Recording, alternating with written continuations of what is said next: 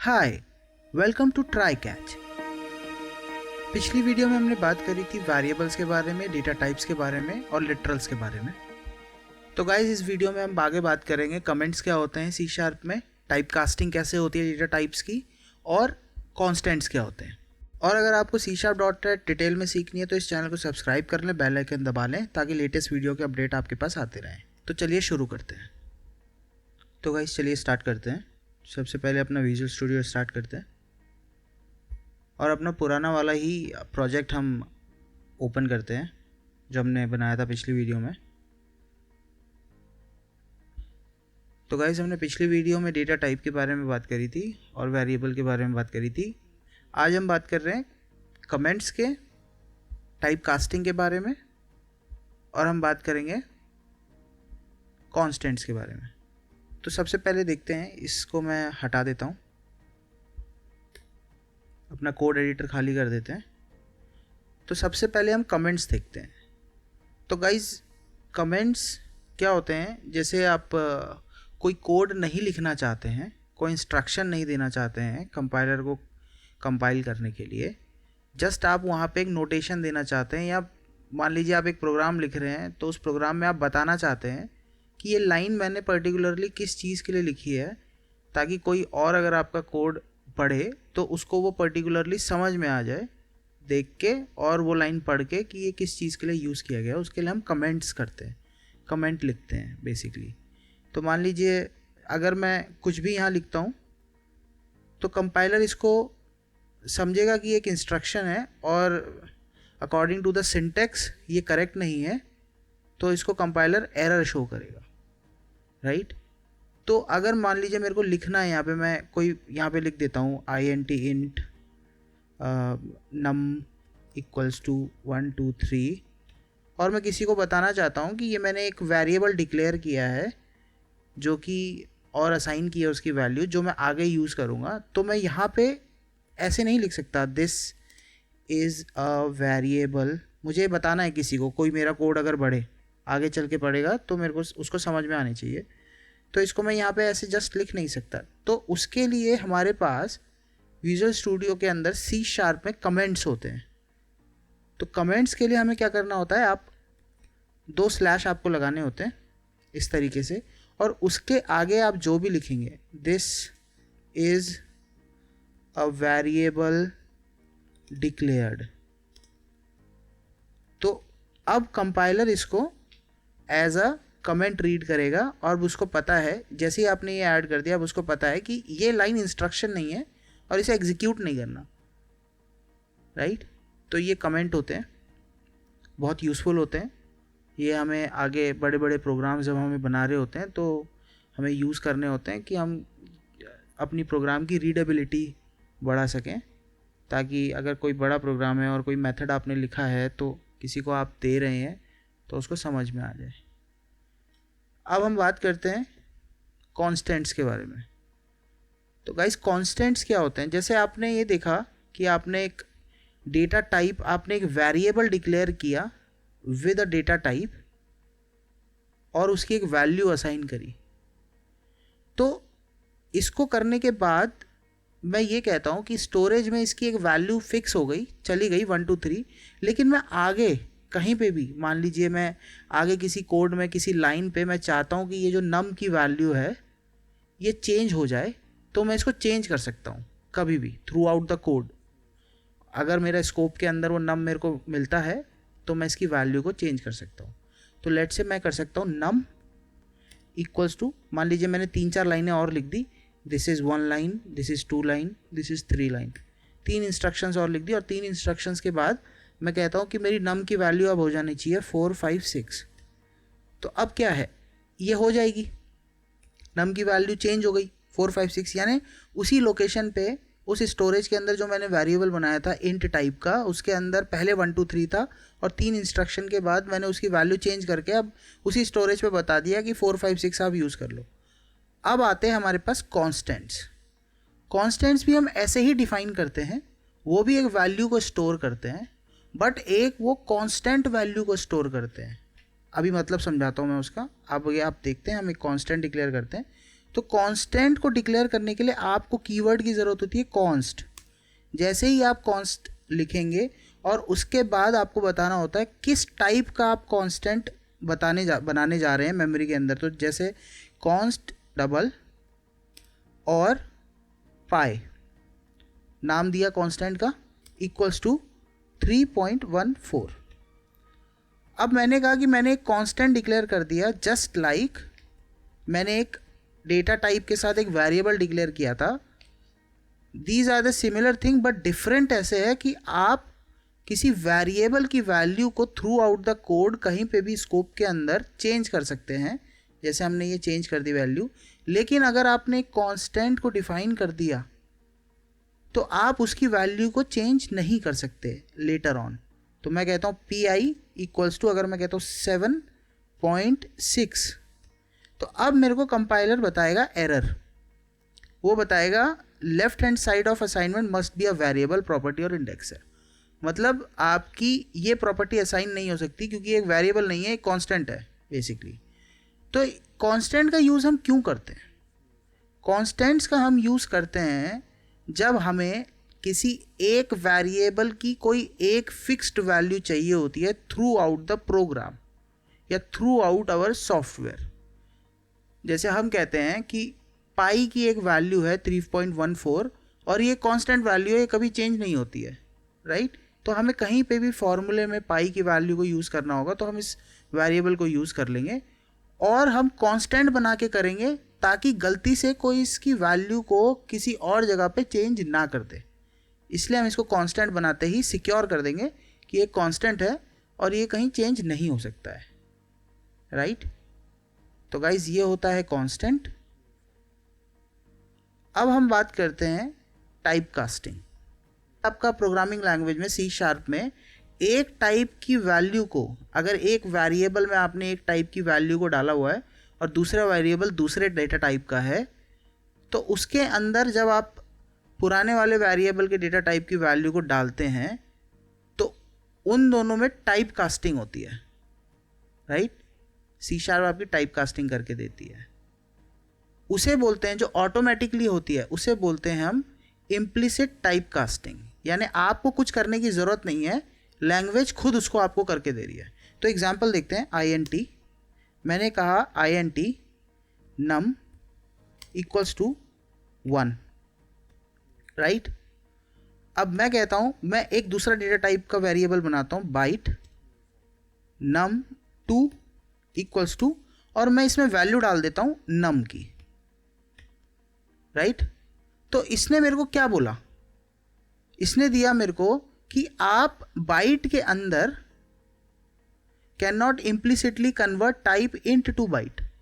इसने मेरे को एरर इसलिए दिया क्योंकि ये इम्प्लिसिट टाइप कास्टिंग नहीं हुई है, राइट? ये दूसरे तरह की टाइप कास्टिंग है। पहले हम इम्प्लिसिट को समझते हैं, फिर हम इसको आएंगे। पहले हम देखते हैं एरर क्या था, अब इस एरर से हम इसको रिजॉल्व करते हैं और फिर समझते हैं आगे। अब अगर मैं इसी का जस्ट उल्टा कर दूं, मैं कह दूं कि bite num2 equals to 1, right?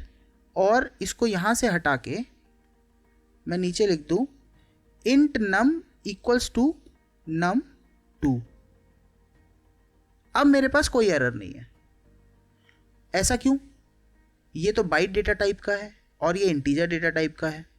तो मैं num वेरिएबल के अंदर num2 वेरिएबल की वैल्यू डाल रहा हूँ, तो ये कैसे पॉसिबल है? ये होता है type casting, implicit type casting, right?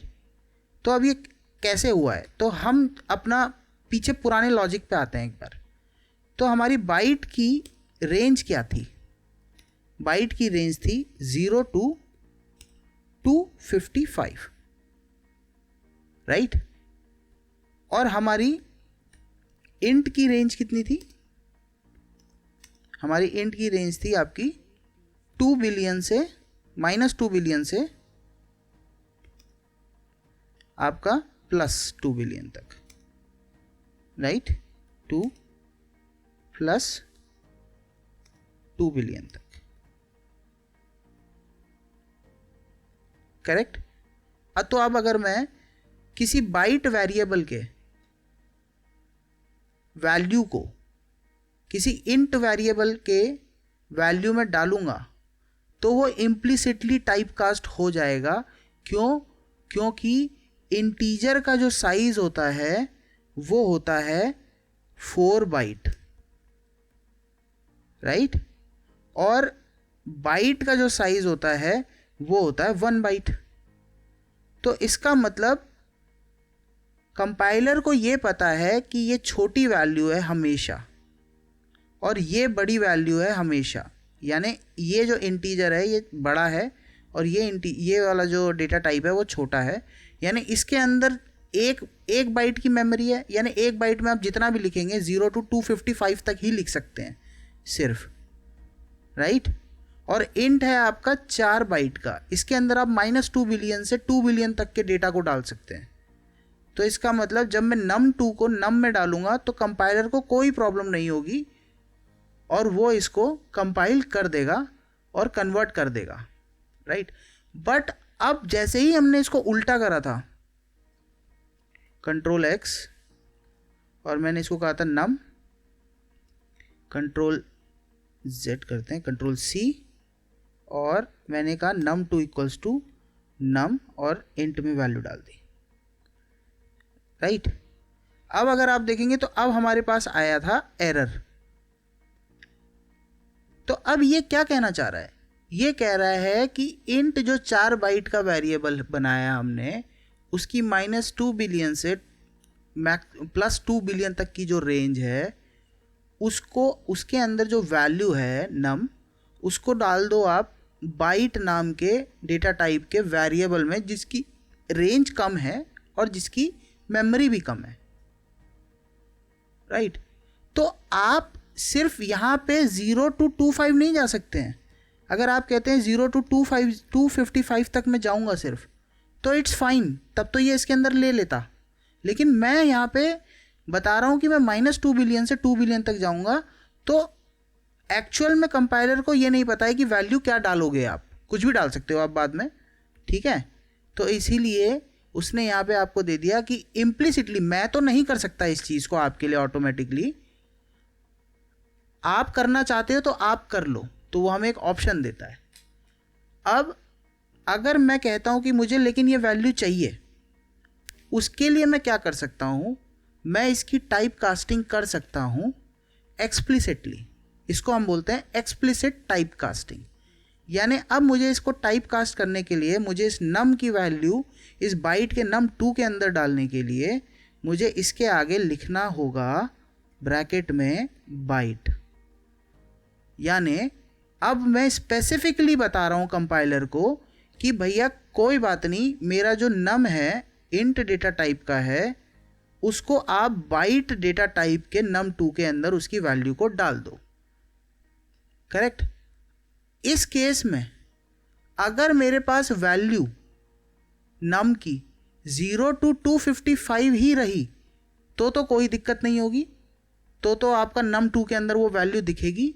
और अगर नहीं रही, मान लीजिए 255 से ज़्यादा हो गई, 256 आपने यहाँ पे कह दिया, आपने कहा ये 256 है और फिर इसको टाइप कास्ट करके यहाँ डाल दिया, तो num2 के अंदर 256 नहीं आ सकता क्योंकि इसकी रेंज ही 0 to 255 है।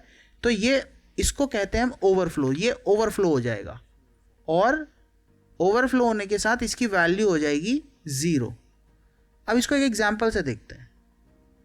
अब मैं कहता हूँ कि मैं इसकी वैल्यू डालता हूँ 1 और मैं यहाँ पे टाइप करता हूँ कंसोल और मैं इसको प्रिंट कराता हूँ console.writeLine num, एक बार num कराते हैं और साथ में ही console.writeLine num2, राइट। और मैं इसको और स्पेसिफिक लिख देता हूँ। लास्ट वाली क्लास से हम, लास्ट वाली वीडियो से हम इसको देखते हैं कि जैसे हमने लिखा था, स्ट्रिंग फॉर्मेट हमने बनाया था, राइट। और ऐसे ही इसको लिख देंगे हम, तो ये हो जाएगा आपका num2 और ये हो जाएगा आपका num2। अब लिखते हैं हम अपना console डॉट रीड की और रीड लाइन। चलिए अब चलाते हैं इसे।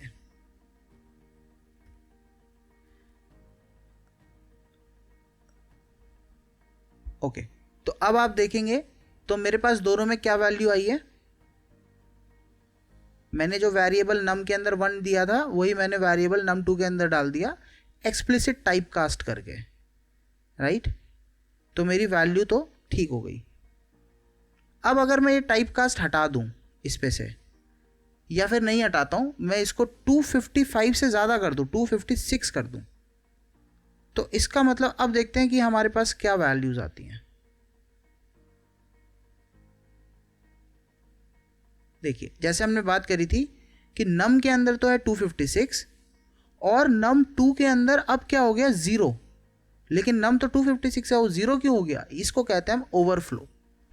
अब हमारा कोड ओवरफ्लो हो गया है, वेरिएबल ओवरफ्लो हो गया। क्यों? क्योंकि जो बाइट की रेंज थी वो 0 to 255 थी, हमने उसकी रेंज से ज़्यादा वैल्यू दे दी, तो वो ओवरफ्लो हो जाएगा। अब हम एक इम्प्लिसिट टाइप कास्ट का देखते हैं एग्जाम्पल, इसी को ही ले लेते हैं। अब इसको हम उल्टा करते हैं, जैसे हमने इस पे बात करी थी इम्प्लिसिट में। num2 की वैल्यू को हम दे देते हैं 1 और इंट में हम डाल देते हैं num2 और इसकी वैल्यू को हम दे देते हैं 255 दे देते हैं लेट से। तो अब मेरे पास इस केस में मेरे पास दोनों में क्या वैल्यू आनी चाहिए? 255। तो चलिए देखते हैं।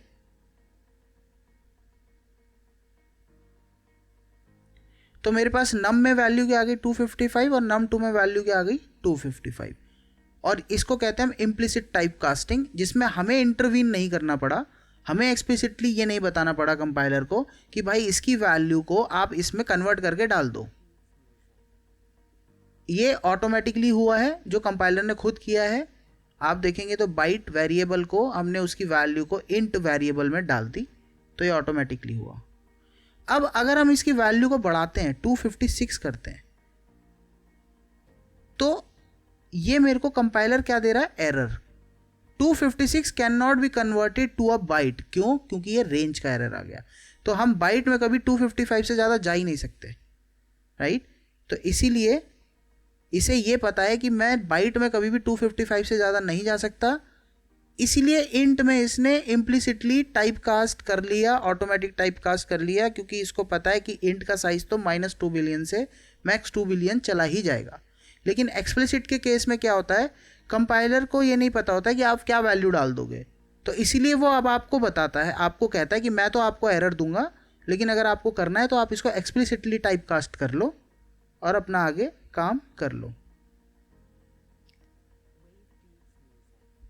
तो गाइज ये था, हमने सीखा कमेंट कैसे करते हैं, हमने टाइप कास्टिंग सीखी और हमने कांस्टेंट वेरिएबल्स बनाना सीखा कि कांस्टेंट वेरिएबल क्या होते हैं। तो आई होप गाइज आपको ये वीडियो समझ आई होगी। अगर आपका कोई डाउट है तो आप कमेंट सेक्शन में पूछ सकते हैं, और अगर आप यहाँ तक पहुँचे हैं तो आप इस वीडियो को लाइक करें, शेयर करें, सब्सक्राइब करें। तो चलिए मिलते हैं अब अगली वीडियो में। शुक्रिया।